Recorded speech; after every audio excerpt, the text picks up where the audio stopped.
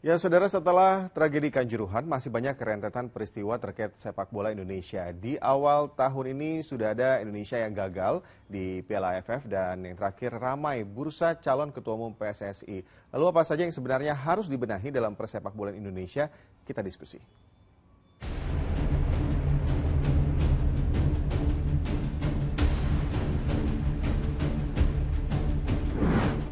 Hai, bicara soal sepak bola Indonesia, selalu aja ada yang jadi sorotan. Tahun lalu kita ingat ada tragedi Kanjuruhan. Awal tahun ini rentetan, mulai dari Indonesia gagal meraih Piala AFF hingga Liga 2 dihentikan. Dan sekarang ramai bursa calon ketua umum PSSI. Tahun 2023, masa jabatan Muhammad Iryawan sebagai Ketua Umum PSSI akan segera berakhir. Ini artinya kursi PSSI 1 akan diperebutkan. Rencananya pada KLB PSSI bulan Februari mendatang, Ketua Umum PSSI yang baru akan dipilih. Sejauh ini baru ada 2 tokoh yang mendaftarkan diri sebagai calon Ketua Umum PSSI. Siapa saja? Ada Ketua DPD, Lanyala Mataliti, dan juga Menteri BUMN, Erick Thohir.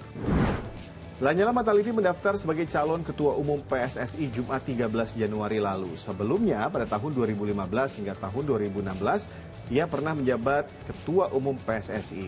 Sementara Erick Thohir mendaftar hari Minggu 15 Januari didampingi sejumlah publik figur pemilik klub sepak bola. Ada putra bungsu Presiden Kaisang Pangarep, Raffi Ahmad, dan Atta Halilintar. Lalu apa yang ditawarkan keduanya ya? Saya terpanggil karena sudah waktunya saya harus membayar hutang saya yang dulu saya diberi amanah oleh anggota PSSI, para voter.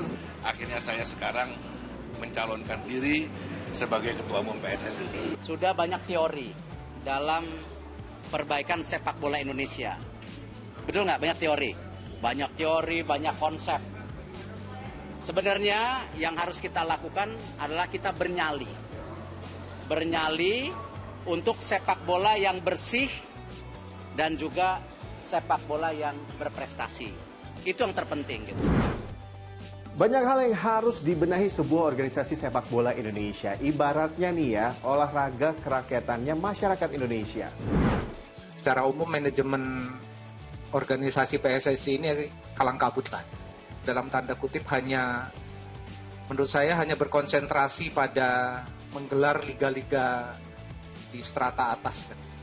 Dan mereka tidak pernah punya kemauan yang cukup untuk membangun sepak bola ini mulai dari dasar. Karena kalau mulai dari dasar mereka nggak dapat panggung. Tapi kalau mau bicara overallnya ya sebetulnya manajemen PSSI ini harus berubah total lah. Nggak bisa seperti sekarang. Siapapun yang nanti terpilih itu wajib untuk mengubah sebetulnya anggaran rumah tangga PSSI tentang ESCO. Karena ESCO ini dipilih oleh voters yang tidak pernah bekerja juga. Buktinya ya gampang aja lah, Indonesia ini nggak pernah berprestasi di sepak bola. Kalau mereka bekerja, Indonesia berprestasi. Banyak hal yang harus dibenahi, prestasi dan juga internal. Terus kira-kira seperti apa ya kriteria yang harus dimiliki oleh seorang ketua umum PSSI? Saya sih pribadi ya berharap bahwa pemilihan ketua umum nanti di Kongres luar biasa 16 Februari ya, untuk ketua umum, wakil, anggota Exco itu bukan hanya pemaparan visi, tapi juga uji kelayakan juga harus diujikan. Gitu. Kalau tadi ya keunggulan, kalau tadi pertanyaannya keunggulan Lanyala sudah pernah, kita sudah tahu. Seperti apa, bahkan Erick Thohir ini kan juga bisa dibilang sosok baru ya, jadi wajar kalau pas kemarin penyerahan dokumen itu didukung dengan figur-figur yang bisa dikatakan juga nuansa baru di sepak bola kita. Nah ini yang kita harapkan, challenge seperti ini membuat orang lama dalam tanda kutip ya, figur Lanyala juga harus bisa menyiapkan satu konsep ya, yang komprehensif, yang ujungnya memang tim nasional. Pastinya banyak harapan yang ditujukan terhadap siapapun yang nantinya menjadi ketua umum PSSI. Kenapa? karena dituntut untuk membawa persepak bolaan Indonesia ke jenjang yang lebih tinggi. Gak hanya melulu soal prestasi, tapi juga bagaimana pengelolaan kompetisi hingga pembinaan. Lalu apa kata masyarakat? Kita harus punya pemimpin yang bisa bikin PSSI lebih maju lagi gitu. Karena kan sampai sekarang kan Liga 1, Liga 2, Liga 3 kan banyak banget ya urusan politiknya. Buat kebijakan yang baru lagi yang lebih baik dan bagus. Harapannya sih mungkin dapat mewakili suara-suara pencinta bola ya. Khususnya kan Indonesia kan sebenarnya kan sangat fanatik banget ya Mas untuk sepak bola. Oh ya, sebagai informasi, pemilihan Ketua Umum PSSI ini akan berlangsung dalam suatu kongres luar biasa PSSI.